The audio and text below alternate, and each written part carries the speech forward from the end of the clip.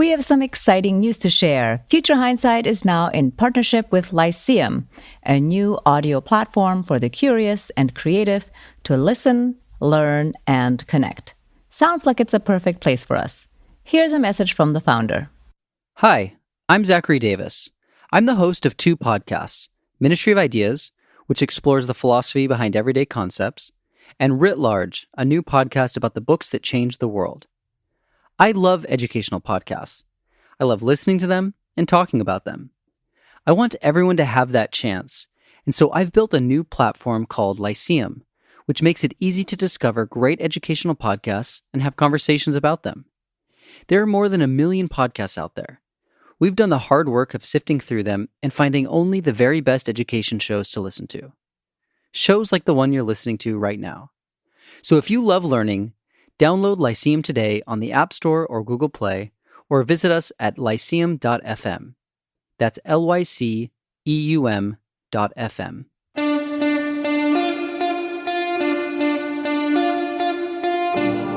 Welcome to Future Hindsight. I'm your host, Mila Atmos. Each week, I speak with citizen changemakers who spark civic engagement in our society.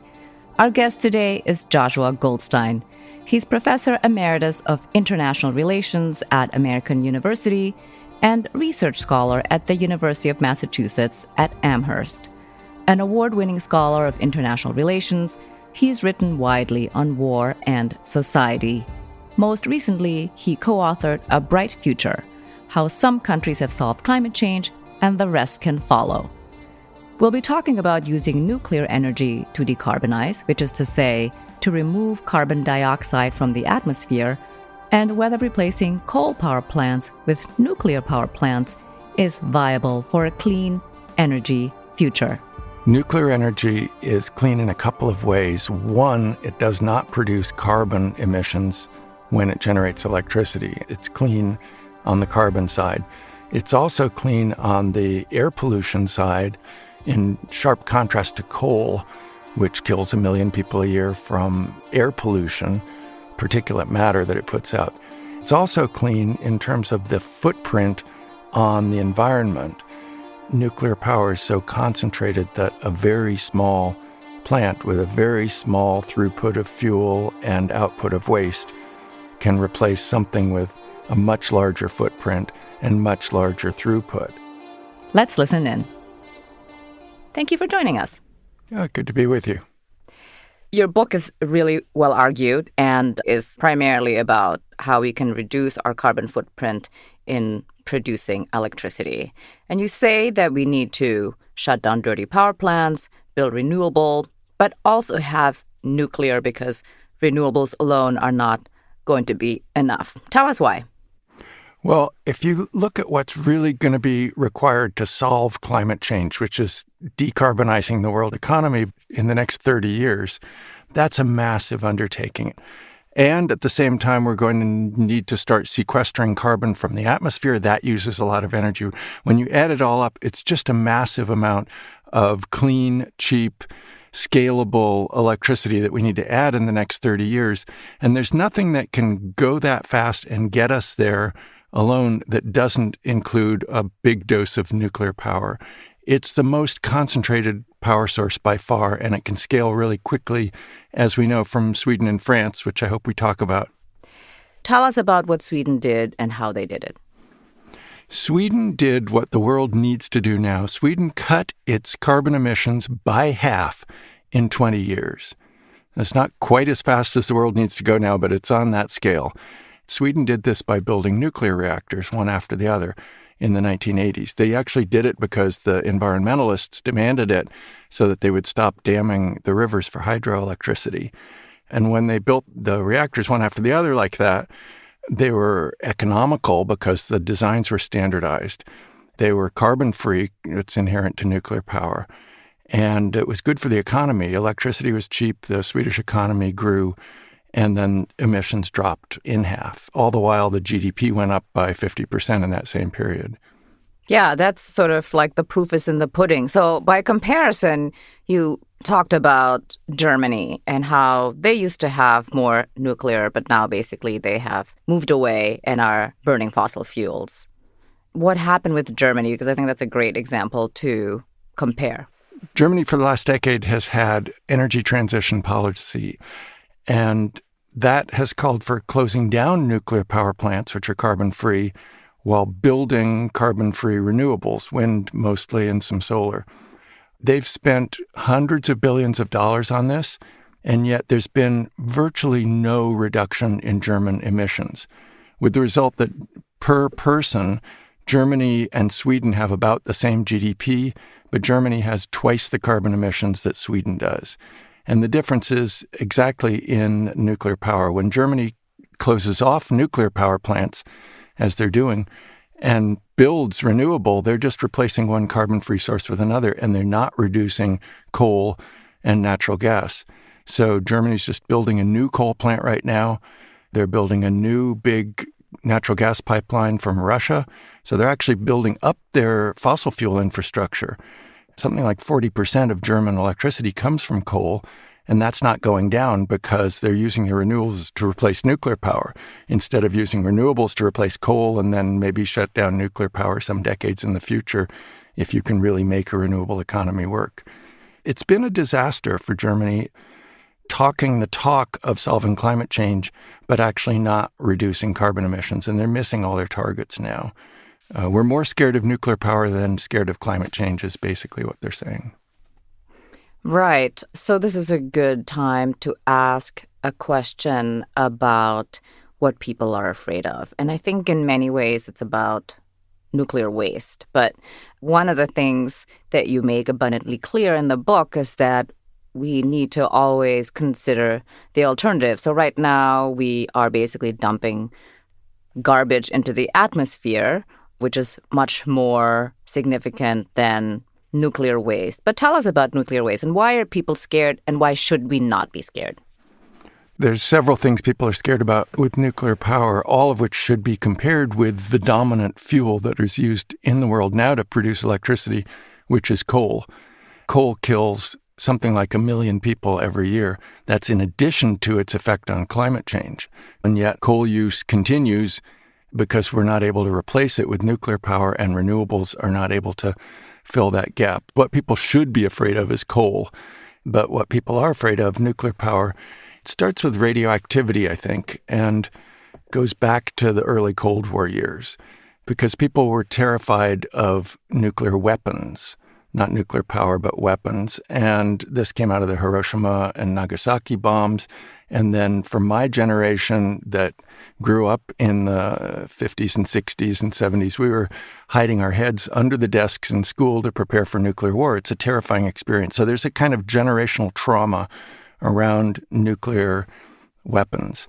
People were afraid that nuclear power was going to be radioactive.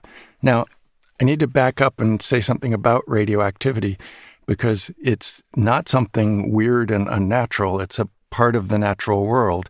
Radioactivity comes from these big atoms like uranium that were created in this last supernova before the creation of the sun and the earth. They spun off into the earth, giving off little bits of energy. It's like a super battery. It takes the supernova energy and then gives it off little by little over billions of years. That's what keeps the core of our earth molten. That creates the magnetic field and allows the atmosphere to stay in place, and we wouldn't be here without it. So radioactivity is very natural. Small amounts of radioactivity are present all over the place. Large amounts of radioactivity, like in the atomic bombings or people who went in without protection into the Chernobyl accident, right into the heart of a nuclear reactor, and got very large amounts of radiation, that's certainly very bad for health. But small amounts are not, but people are afraid of them. So the point is, little amounts of radioactivity are not harmful. The salient thing about nuclear waste is how small it is. Nuclear power is so concentrated, 1 million times more concentrated than coal. If you took all the spent fuel from all the U.S. nuclear power for 60 years and put it in one place, it would fit inside a Walmart. And the fear of the waste stands in for this general fear that radioactivity is some kind of a virus-like force that if it gets out can destroy the world. And it's just not like that at all. We live with radioactivity every day. Finland is building a repository for their spent nuclear fuel.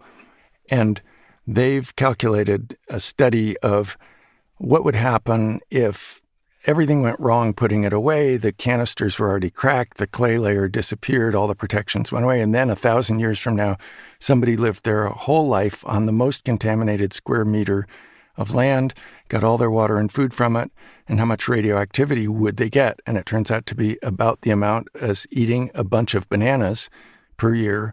Because bananas are slightly radioactive, they contain potassium, and it has a little bit of radioactivity in it. So you have to talk about it in terms of scale. You don't want to go up the scale to jumping into the middle of the Chernobyl accident, but at the bottom end of the scale, we live with radioactivity all the time. Nuclear waste has never hurt anybody, and it's unlikely it ever will. Thank you for explaining that. I have a question about how nuclear waste has a half-life, which I did not understand. Can you explain what that means and therefore how this fits into how we can think about nuclear waste? The radioactive atoms, like uranium, give off energy. That's radioactivity. And uranium has a so-called half-life of billions of years. So that means, a billion years from now, it's still got half the radiation, and then another billion years, it's got half of that, and so forth. That's the half-life dwindling down towards zero. Most of the elements in nuclear waste have much shorter half-lives. That's why we put it in the swimming pool for a few years. Most of it cools off. But the long-lived ones are the ones people are concerned about, plutonium, uranium, that are going to be around for billions of years. How can we ensure that nuclear waste remains isolated for hundreds of thousands of years when we don't even know if we'll be around by then? And the answer is we can't. We can't keep it isolated for sure. Possibly tens of thousands of years from now, some will leak out. It's just that when it does, it won't be a big deal. And certainly not as big a deal as allowing climate change to decimate the planet in the matter of a few generations, which is what we're looking at now.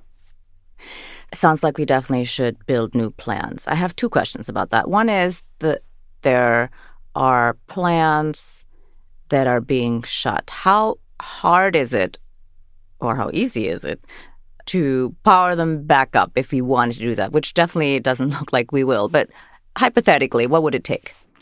What's very valuable in an old plant, and the same thing in an existing coal plant, is the connection to the grid, the siting, licensing of the site, the community relations, everything that goes into a power plant.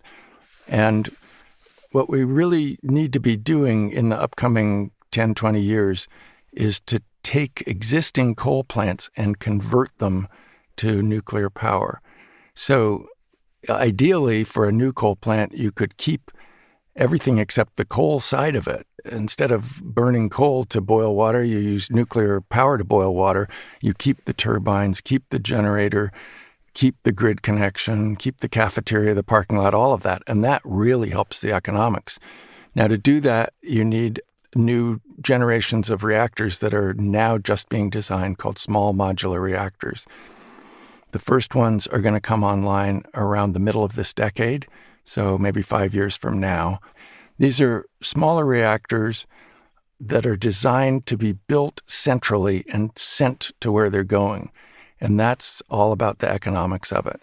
Right now, we build a nuclear power plant as though we were building the new Tappan Zee Bridge or some big infrastructure project, big concrete laying public works projects, and they all go over budget. Nuclear plants more than the rest, even because of all the regulation around it. It's not a workable model. We need something that's affordable because it has to work in the poorer parts of the world where most of the energy demand is going to be in the next 30 years. And it has to be able to drop into a coal plant or a closed nuclear power site and so forth and generate electricity cheaply enough that people will stop using fossil fuel and start using the nuclear power. So the small modular reactor built in a factory or shipyard and then sent out by rail, by barge, by truck to where it's going, and then plugged in and starts generating electricity. It also can work for desalination. It can work for generating hydrogen, which is an important part of decarbonizing transportation and industry. So this is where I see the future of nuclear power going. When you ask, are we going to reopen the existing nuclear plants? I'm not so concerned with the existing plants, even though it makes no sense to close them down. It's counter to everything we're trying to do with climate. Keep them going as long as we can, yes. That's a great source of carbon-free power. But meanwhile, accelerate these small modular reactors so that we can send them out everywhere. And China's small modular reactor is designed to go on a barge, be sent out to some port in any country, dock at the shore, and send the electricity and the hydrogen and the desalinated water on shore. That's a model that could really scale quickly. And because nuclear power is so concentrated, it does inherently scale quickly. That's what France showed when they built nuclear reactors. In 15 years, France took their electricity grid, which was primarily fossil fuel powered, and just switched it over to clean nuclear power. That's a really fast transition, and there's nothing else that can do it that fast. And speed really matters now because we need to solve climate change quickly. So nuclear power is a thing that can go that fast, and that could be a real game changer. I was really surprised to read about this, that basically it's a prefab nuclear power plant that you can build someplace else and plop down, and then you can cut it away when you no longer need it there. How long does that take as opposed to, let's say, the equivalent of building a Tappan Zee bridge type of nuclear plant without any regulation problems? Let's just assume you're building it from scratch and discount the problems with regulation. Just compare the time of building. So the time of building on the large plants that we're building now, I think it's been more than a decade on these Georgia plants.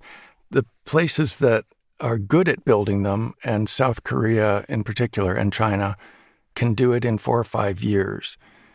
The key to those large plants is to standardize the design. This is what France did with a standardized plant, and then South Korea. They're building the same thing over and over again and shaving the costs each time they do it. The hope with the small modular is just to be able to build them in a year or two. Nobody is quite sure because we haven't seen one actually come through to being finished and going online. But that's the idea, is speed up the process and bring down the cost. Right. China is building a small modular one right now. Is that correct? That's right. China's on about the same track as the United States to have one in production by the middle of the decade. The difference with China is mostly on the big reactors because they have a new model of big reactor, a gigawatt reactor, we call it, that's similar to the ones we're trying to build in Georgia here in size, but it's a workhorse reactor of Chinese design that they can now build one after the other, the way the South Koreans have done on their large reactor. And it hasn't been announced what their plans are with it, but I understand there's a good chance they're planning to build 100 or 150 of those. That's more than the entire U.S. nuclear fleet. And so you may see in the next decade that China's building quite a few of these large reactors, and that'll take a big bite out of Chinese coal. And then the smaller reactors they can use in particular for export, to barge them all over the world. And that's a great export product.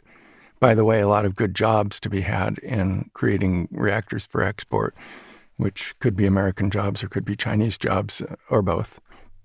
So I have a question about how long these plants last. My understanding is that they're really only functional for 60 years. Why is that?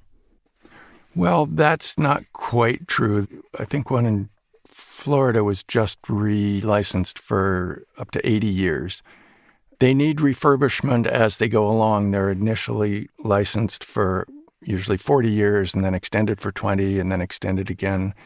The inherent thing that's the cause for needing maintenance as they go along is that it's very hot inside of a nuclear reaction, as you can imagine. So you need to take it offline and make sure that it's all shipshape and replace anything that needs to. And with proper maintenance, they can keep going for decade after decade. The reason we're shutting them down in the United States is not actually that they're old. The reason we're shutting them down is that people are afraid of them. I think a quarter of the electricity in New York comes from the the 2 plants that are being shut down soon. We had in Massachusetts 1 nuclear power plant, not even a very big one, and it shut down last year in June, taking down with it more clean electricity generation than all the wind, solar, and hydroelectricity ever built in Massachusetts. So that's a lot of clean electricity to take off the grid. While we're shutting down nuclear power and building renewables, Massachusetts and New York are building massive new natural gas pipelines. So we're replacing nuclear with natural gas, which is not a clean fuel. Yes, definitely not a clean fuel. In what way is nuclear energy clean? Nuclear energy is clean in a couple of ways. One, it does not produce carbon emissions when it generates electricity. It's clean on the carbon side. It's also clean on the air pollution side, in sharp contrast to coal, which kills 1 million people a year from air pollution, particulate matter that it puts out. It's also clean in terms of the footprint on the environment. Nuclear power is so concentrated that a very small plant with a very small throughput of fuel and output of waste can replace something with a much larger footprint and much larger throughput, hundreds of times larger in the case of fossil fuels and vastly larger in the case of hydroelectricity that floods large regions. Hydroelectricity is great from a climate change point of view because it's carbon-free, but it does decimate the local ecology. And right now, the Mekong River watershed in Southeast Asia is just being destroyed by many hydro dams going up. So nuclear doesn't have any of that. It's small site, small footprint, small throughput, no air pollution, and no carbon emissions.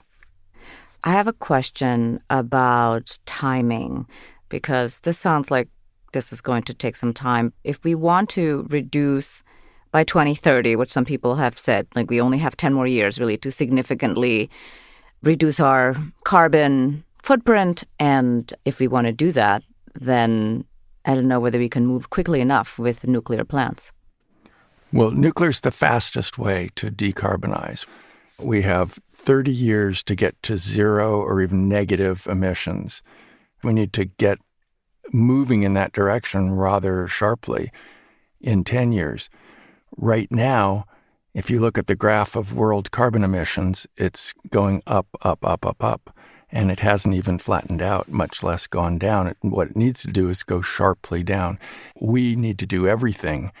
You reach into your bag of tricks and you pull out solar power and energy conservation and moral pleas to people to fly less and eat less meat and efficiency measures and, all the renewables, everything that you can. And you're still only halfway to what you need. And you look in the bag of tricks, there's nothing else in there but nuclear power. That's how I see it. It needs to pick up about half of the burden, and everything else combined is the other half. And then we have a shot to actually solve it. But boy, we need to move fast and big to do it. So what would you say to everyday Americans to make rapid headways in putting more nuclear power online to decarbonize? I really think the small modular reactors are the best hope politically and psychologically. If we make them work, which we have to, it will also be the best hope economically. The small reactors, because they're smaller, they're less scary. And because it's new designs, they are actually safer and produce less waste. But that's not really the point of them. The point is that they're politically more acceptable. Some of the groups like Sierra Club that have been so opposed to nuclear power may be starting to open up to the possibility of these small reactors. And in Congress, there's been a bipartisan consensus in favor of them. A big majority passed the bills to fund research and development to develop these small reactors. Everybody from Cory Booker on the left, who's been a big supporter, to Jim Inhofe on the right, the big climate change denier, the guy with the snowball in the Senate. To me, if you want to solve climate change, it's best to find those places where you can get some consensus and not hit your head against the wall, but actually move forward. And small modular reactors is one of those. That's where I feel that Americans can unite around a program that doesn't have the same fears and the same economics as the old big nuclear plants, but does produce the same carbon-free electricity for climate change. Looking into the future, what makes you hopeful? I'm hopeful that the potentials of nuclear power mean that we do have a way that we could solve climate change. And I'm hopeful that human beings are creative enough and resilient enough and clever enough that we can figure out that this is a route forward. We have what we need to move forward and tackle this big problem. It's a great big problem, but we can do it. Terrific. Thank you for your book, and thank you for being on the show. Thanks for having me. My major misconception about nuclear power is in the way that I thought about the safety of nuclear waste. It isn't, of course, that nuclear waste is not radioactive. It's that I never thought about nuclear waste in comparison to carbon dioxide, the waste of burning fossil fuels that is currently being dumped freely into our atmosphere. When you put it this way, nuclear power is a no-brainer. But what about Fukushima, you say? I went back to our guest to ask him exactly that. Here's what he said. The diluted radioactive water from Fukushima is going into the ocean where it gets tremendously more diluted and isn't harming anyone. Fukushima, the second worst nuclear power accident in history, in which nobody died, shows how extremely safe nuclear power is. So, just to be thorough, I went and checked out the Woods Hole Oceanographic Institution's website, which verifies that the highest risk is to the workers at the site and not to the general population or the ocean. What this conversation did bring home to me is that we shouldn't give up on nuclear power as a source of energy right now until we have enough wind and solar up and running. We don't want to reverse course like Germany and start new coal-burning plants in lieu of existing nuclear power. Next week, our guest is Mark Jacobson. He's a professor of civil and environmental engineering, as well as a senior fellow of the Stanford Woods Institute for the Environment. He has focused his career on better understanding air pollution and global warming problems and in developing large-scale clean, renewable energy solutions. We'll be talking about the barriers to building out a global network of nuclear power plants, such as cost overruns and the time it takes to build them. Today, we find that nuclear is not even a possible solution to global warming. It takes so long between planning and operation, between 10 and 19 years, so like around 14 to 15 years on average. Even if you wanted to solve the problem, you can't. Today is 2020. If you have to wait 15 years, that's 2035 before you could even get one more nuclear plant up. And we need 80% of the problem solved by 2030. So if you have to solve 80% of the problem in 10 years and you can't even get one nuclear power up in 15 years, it's not even a potential solution whatsoever. Until next time, stay engaged. I'm Mila Atmos. Thank you for listening to Future Hindsight. The executive producer and host of this program is Mila Atmos. The audio producer and music composer is Peter Fedak. The associate producer is Miriam Zumbul. Additional production by Brooke Sayan. Listen to us online at futurehindsight.com or your favorite streaming service.